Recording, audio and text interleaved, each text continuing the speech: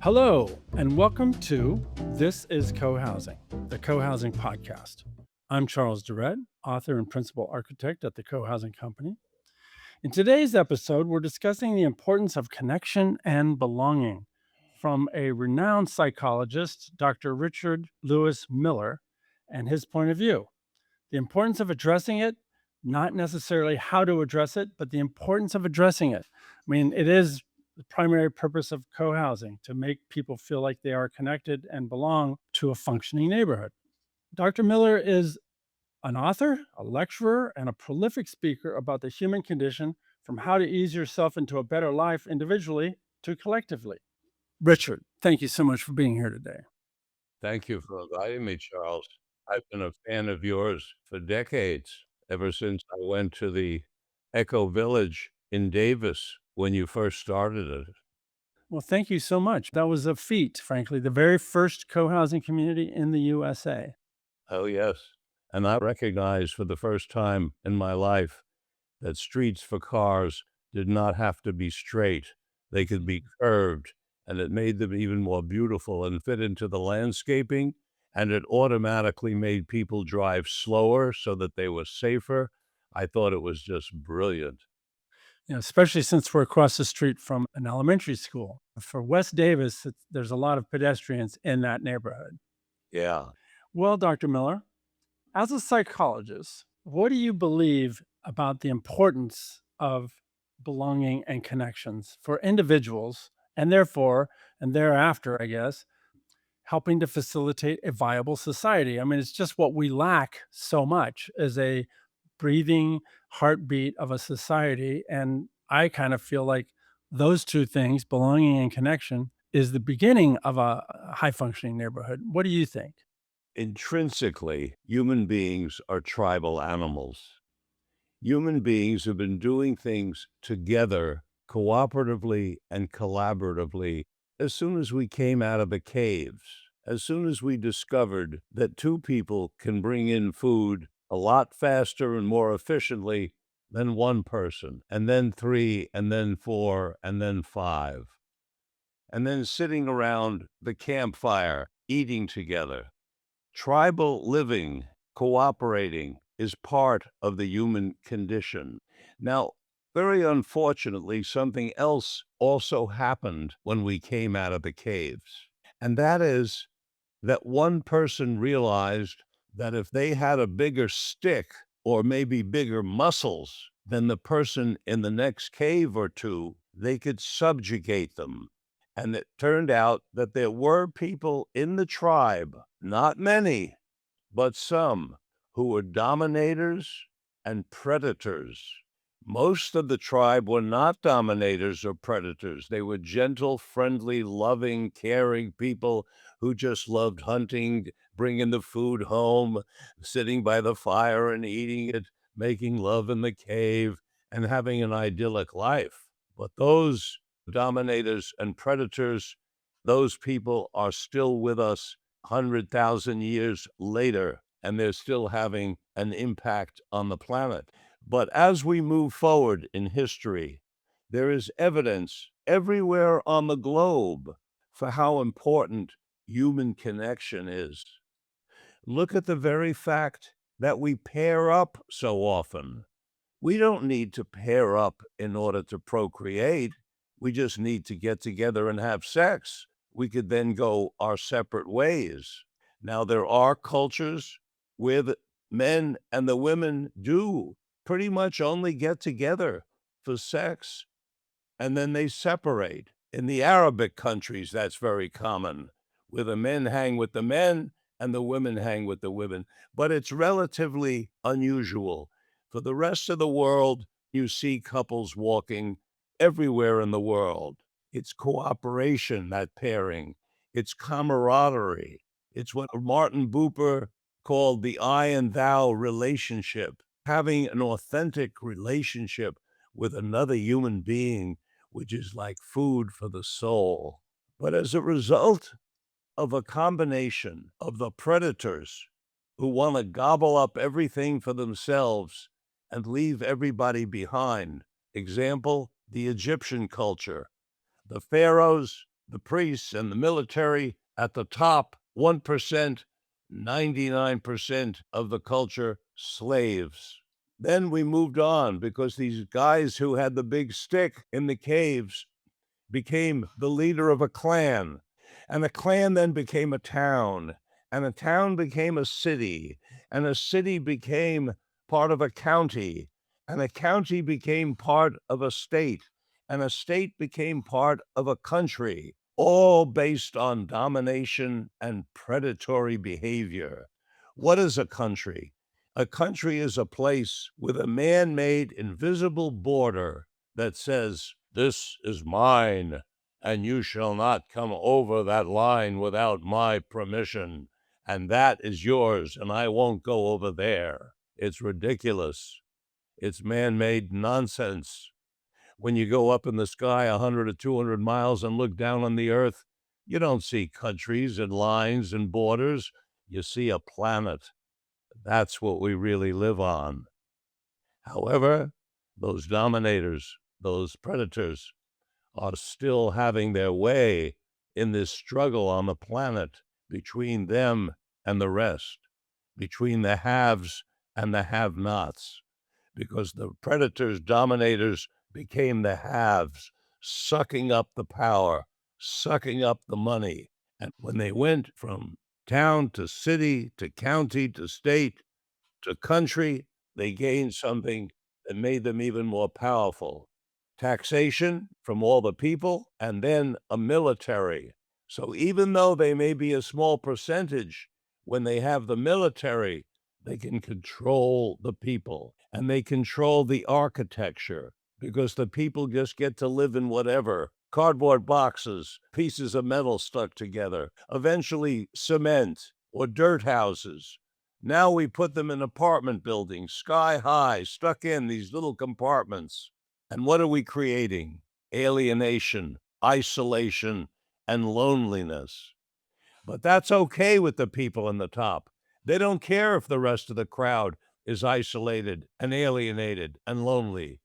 All they care about is that they show up and do their work so that those above them can make profit and live off the sweat of their brow. And so we fast forward in history, and we're now living separately. We're now still working for the bosses, the owners. They're no longer pharaohs, kings, or popes. They're now CEOs and executives. Different title, same people. The alienation, isolation that they're fostering, and that was accelerated by the Industrial Revolution when people came off their self-sufficient farms and went to the cities to work even more for, quote, "the man," left them more alienated, away from their basic instinct, the basic instinct to connect with other people, to collaborate, to cooperate, to share a meal, to watch a ball game together nowadays, to be in a sewing circle together, to be in a walking group together, to go bowling together, to sit around and reading books together. I can go on and on and on with all the wonderful things that people love to do together. But they're doing all this in the face of economic warfare, which is pushing them down, scaring them, making them exhibit symptoms because it's oppression and it's antithetical to how people naturally live. What do I mean by symptoms? Some 70% of the United States right now are living paycheck to paycheck. If they break a refrigerator, their kids could be without food. But more importantly than the refrigerator is how they feel inside, knowing that if they lose their job, they could be out in the street. What kind of way is that to live? What kind of fear are we instilling in these people? And they have to be so afraid at work, like little servants, that if they do something wrong, they could lose their jobs. And on the grand scale, we saw it in Washington, D.C. when Trump brought in Musk. He fired tens of thousands of people, all of whom had homes, all of whom had children and families. And suddenly, tens of thousands out of work from their careers that they worked hard for. So that instilled more fear, which is disconnection because when people get scared, they have a tendency to draw in. And this has been complicated even more by the pandemic, because during the pandemic, we once again went against human nature. Human nature saying, let's hang out together. And in the pandemic, we said, go to your apartment, go to your house, and isolate yourself. Don't go near other people. And when you come out in public, wear a mask so nobody can see you. Wear a mask. And we have a generation of children now who grew up living with other children and they only see their eyes. And that generation now has a look that people are calling the Generation Z look, because they have a look in their eyes. They came from living like this. That's what we did to them. And we said, keep social distance, the opposite of connecting, the opposite of touch. One of the most famous psychologists in all history, Harry Harlow, who proved to the world through his studies with monkeys that human beings thrive on touch. Monkeys will go to a softer mother and touch that softer mother sometimes before food. And he proved that to the world. And yet we're telling these people all over the world, not only don't touch, don't go near, wear a mask, stay away, and stay in your cave. So that accelerated what the culture is dealing with. That accelerated the anxiety. That accelerated the isolation, alienation, and loneliness. And so we're looking for ways to reunite, to connect together again, to say hello to one another again. And one of the reasons I am such a big fan of yours is because your life work is about bringing people together. The brilliance of your architecture is that it brings people together to collaborate. And I have been very angry at architecture for a long time for creating architectural models that separate people.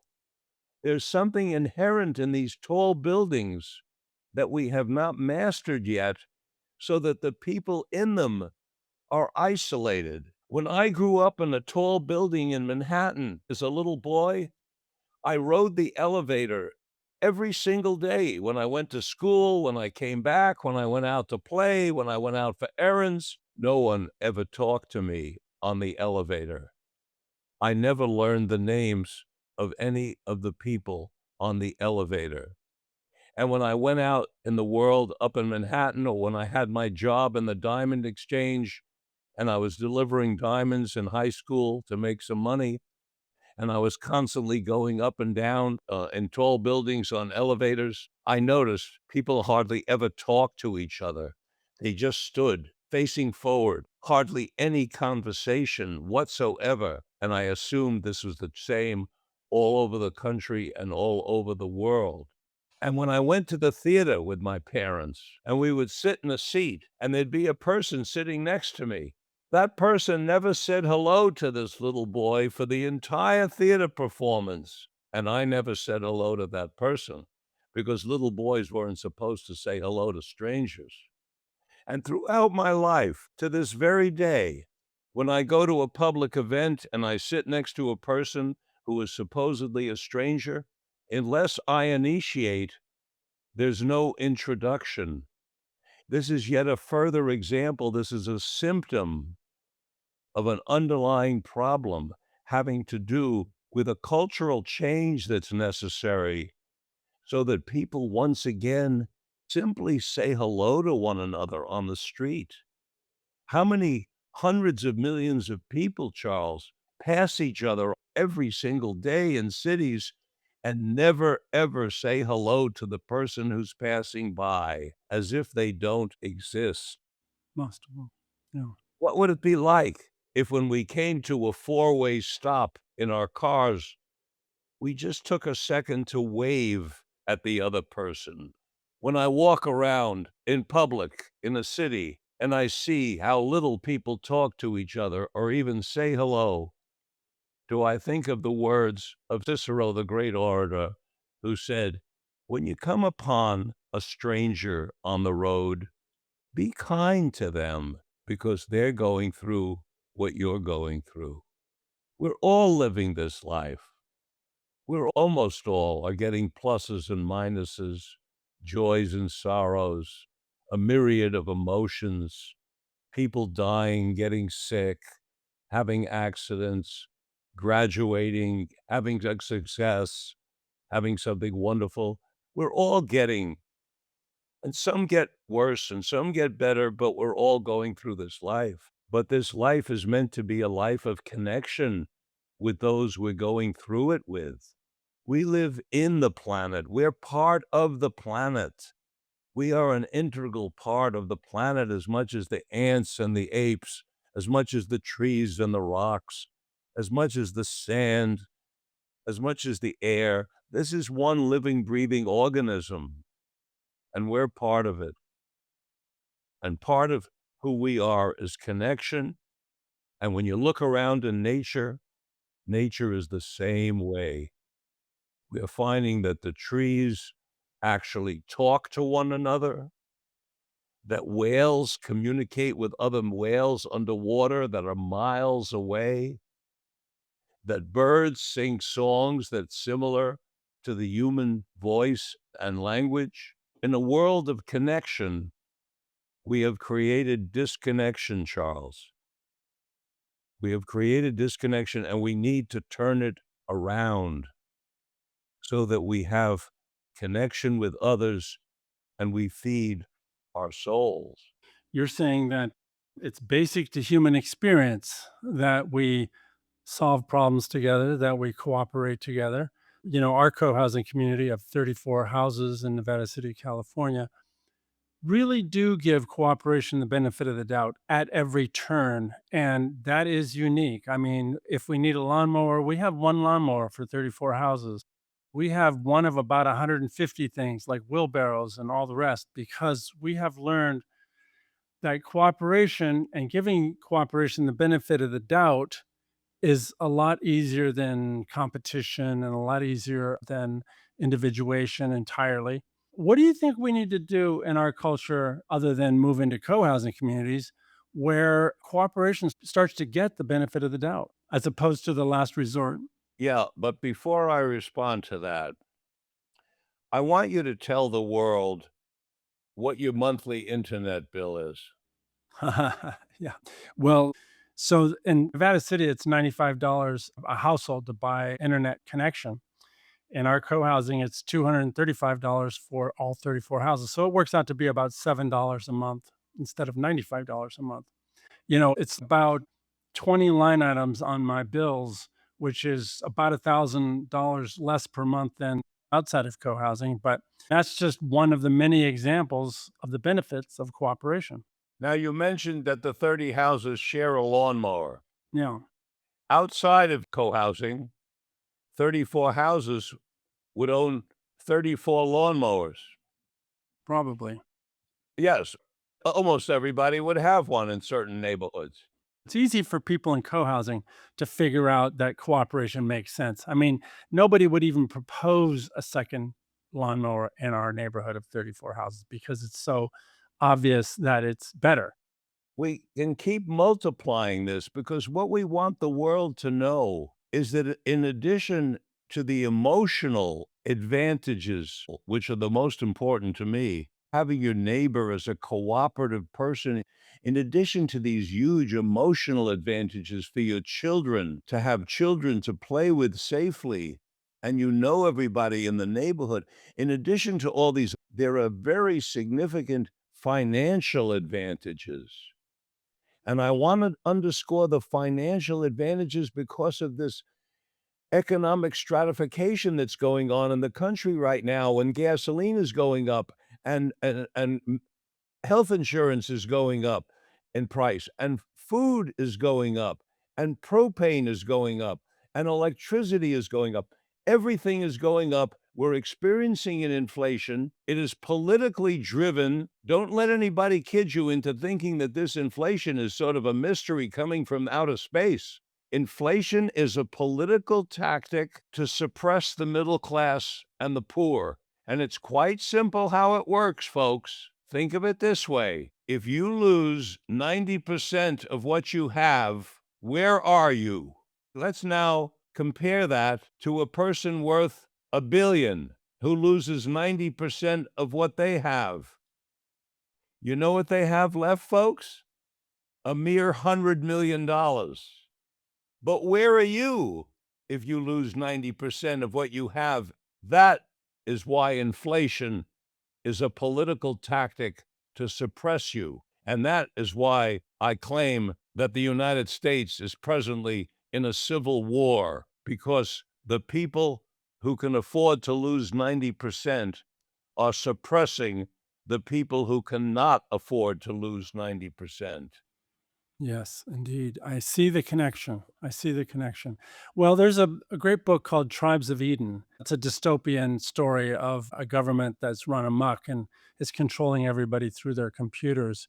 And in that book, Bill Thomas, the author, argues that the only people who survive that dystopia are the people who live in co-housing because they have inherently organized. Like, for example, there's a neighboring co-housing, and I was having dinner over there, and one of the residents said that he had lived in this town for the last 20 years. And for 20 years, he bought 4 or 5 tanks of gas per month. Since he's lived in the co housing for the last 10 years, he buys less than 1 tank of gas per month. So it just speaks again to village life, cooperation, supporting your neighbor. Now, I said I would come back to your question. First, we have to recognize that we're disconnected, that we're all acting independently. We have to agree that 35 families do not need 35 lawnmowers. Store the thing and chip in on repairing it. 35 houses do not need 35 different internet connections.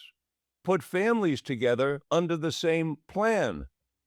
I could go on and on with the economic advantages of collaboration, but how are we going to do it on a bigger scale?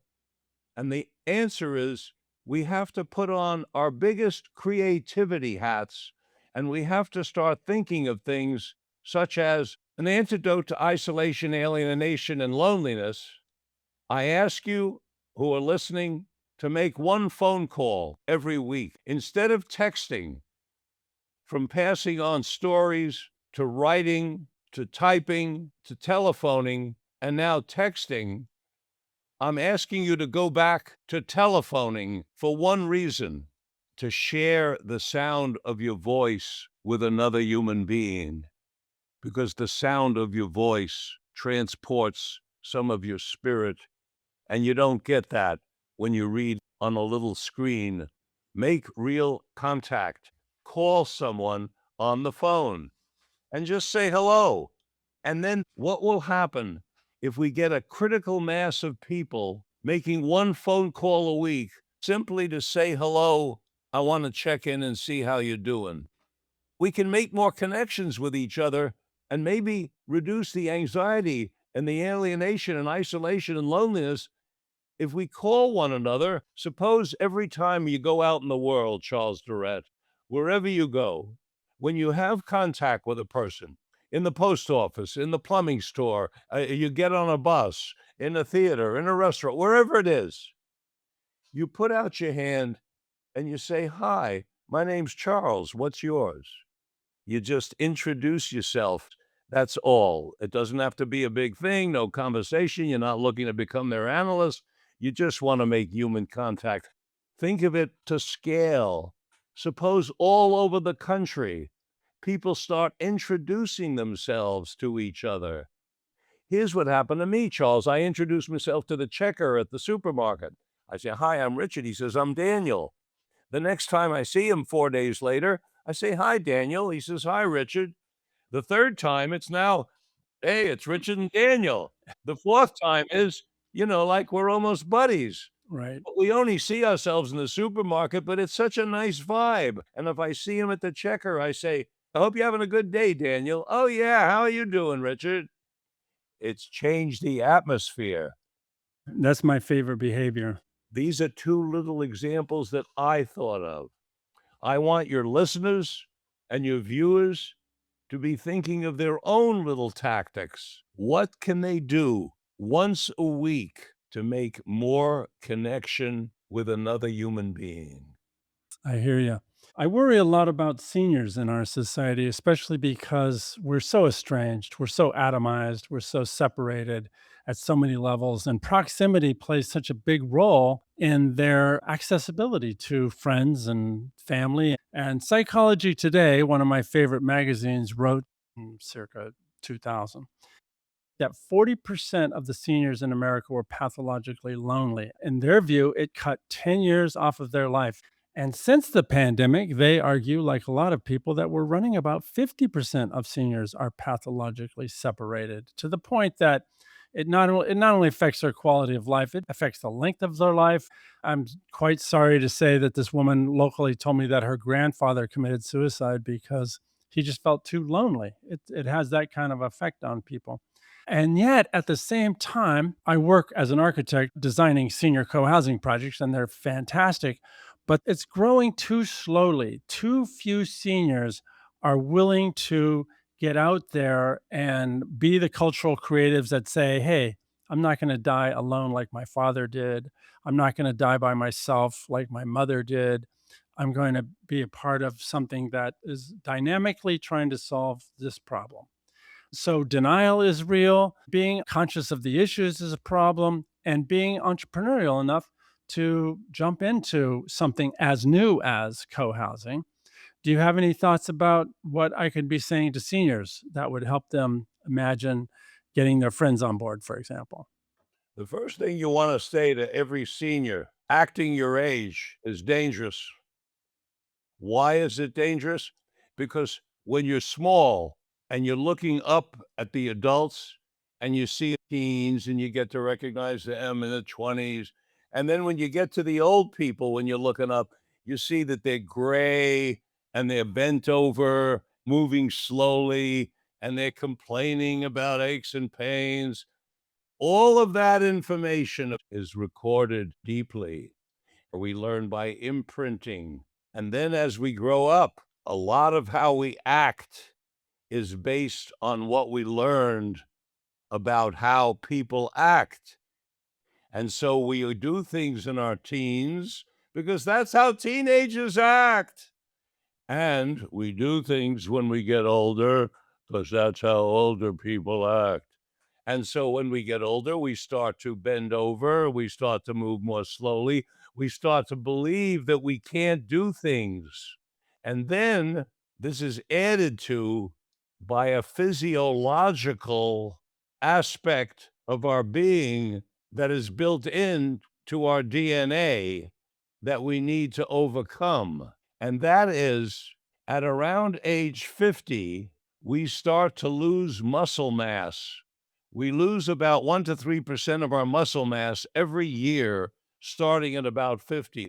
What that means, Charles, if you're in the 1% loss and you start at 50, by the time you're 70, you've lost 20% of your muscle mass. But what about if you're in the 3% group and in 20 years you've lost 60% of your muscle mass? What does it mean to walk around in the world with 20% of your muscle mass not there? It means that you can't hold your skeletal system up right, and you can't walk with big strides and grace because you don't have the muscles. And what this is a maintenance issue. We are not being taught to start doing things to counter that muscle loss. We're not being taught self maintenance. Hundreds of years ago, when people were physically active in their work, like there are people in this world today, this didn't relate to them. They had other problems, but not loss of muscle because they're out there working on the farm or they're cutting down trees or they're doing things. They're milking a cow. They're active all their lives. But now, with the industrial evolution and the demise of the small farmer, people are sitting in offices all day, like me. There's nothing moving them around except their fingers on a computer. And so they need to be taught maintenance, Charles. Life is about maintenance at a certain point. Hmm, that's a great point. The reason that I'm as robust now as I've been all my life is because I'm on a maintenance plan that takes between 8 and 10 hours a week, but it's similar to an automobile, Charles. If you don't do the maintenance on the carburetor, on the radiator, on the pistons, if you don't do the maintenance, your car's going to break down. Aging is about maintenance more than any other time. And these seniors need to get involved on a national scale in maintenance programs for their physical well being. And they can do it together in classes and clubs and make fun out of it. So much of it has to do with literal physical maintenance, and so much of it has to do with that picture in the mind of what you act like when you get to a certain age. And they both need to be corrected on a grand scale. It's very much the frog and the boiling water beaker scenario. If an older person just cruises along, then they don't always see the danger of just cruising along. But if you jump into the hot water and you feel it, the frog jumps out immediately. And that's why I do this seminar in the fall, starting October 7th, called Study Group One. Very much popularized in Denmark, where they teach three things over 10 weeks, which is getting conscious about the issues of getting older, my physiology, finances, you name it, social life, psychological well-being, etc. Then there's the out of denial question, which seems to be the hardest part of getting co-housing started in the US for seniors. I mean, we have gotten it started successfully, but I'm always astounded by how many people just want to live in their big house until they can't any longer. And that's not determined by them. It's determined by their age or their kids who decide, mom, you got to go to the assisted care now. And then the third thing is getting proactive. In other words, taking some chances, which is kind of the last thing that seniors typically do. They're not entrepreneurial normally, but when it comes to aging successfully, it does appear that it's necessary to be a little entrepreneurial. I hear you about that life as maintenance. And frankly, when I see people get involved starting a new senior co-housing, they come alive again. I'm just astounded how they really get invigorated about life because they see that they're moving in with 40 or so other people who are their age or younger, and all the things that they come up with to do together. I've been to many senior co-housing communities in Europe and the US now, and I walk on site and I feel like I'm back in the college dorms or the fraternity house because they don't have kids, they don't have responsibilities, they don't have careers, they're not chasing spouses normally, and they seem to be just having the time of their lives with their best buddies. These new people that moved into this senior co-housing who become their best buddies. They make dinner for each other. They plan their maintenance, not only physical and individual, but the common maintenance and such. They just come back alive. They're completely different than somebody who feels like they're at home wasting away. Charles, the space between where we are now and co-housing taking the country by storm, the only thing there is public relations. The public does not understand co-housing. The public has a misguided fear of communes. They've got in their minds that communes means Charlie Manson and drugs and terrible things. And they've got all these misguided notions. They don't know what senior co-housing is. If they knew what it was, if they knew what the psychophysical health benefits were, if they knew what the financial benefits were, there would be a line going from LA to New York to sign up. Because what you could then do is you could tie in your co-housing with assisted living that would be nearby so that the people could gracefully move from their co-housing into the next step. Or there might even be a way of bringing assisted living into the co-housing, and then that would become even more seamless. Yeah, that's what we do. What I believe is needed more than anything else is a really well put together education program about what co-housing is and what it really offers. And if that's what your seminar is about, When is it starting? October 7th. That's what's necessary. What I would love somebody to fund you to bring in a really high level public relations firm and do massive public relations on co-housing for regular people and for seniors. Mm. I'd love to see it advertised on national television in ways that people can understand.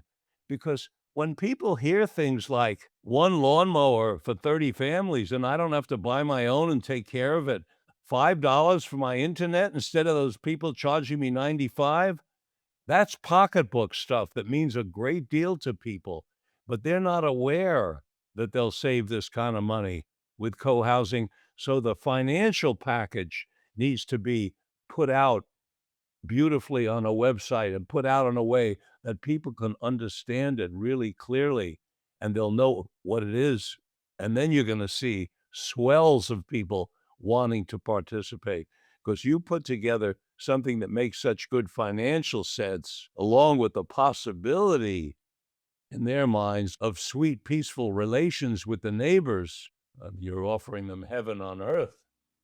Well, we've had 20 folks moved in rather late in life, and 8 of them died at home because the co-housers were willing to step up and support these neighbors. They had various assistants that came and went, and they had hospice that came and went, but it was really the neighbors that made the hugest difference in their well-being, and they were around people that they knew and they cared about, and they knew that they would get some support from them, so that was very, very Another positive. thing that would be very powerful, Charles, is if you could get psychology and medicine to do research on your co-housing people in terms of indices of health. Because if you could show the world lower levels of heart attacks, lower levels of cardiovascular in general, lower levels of kidney disease and other diseases, that would be very important and dramatic.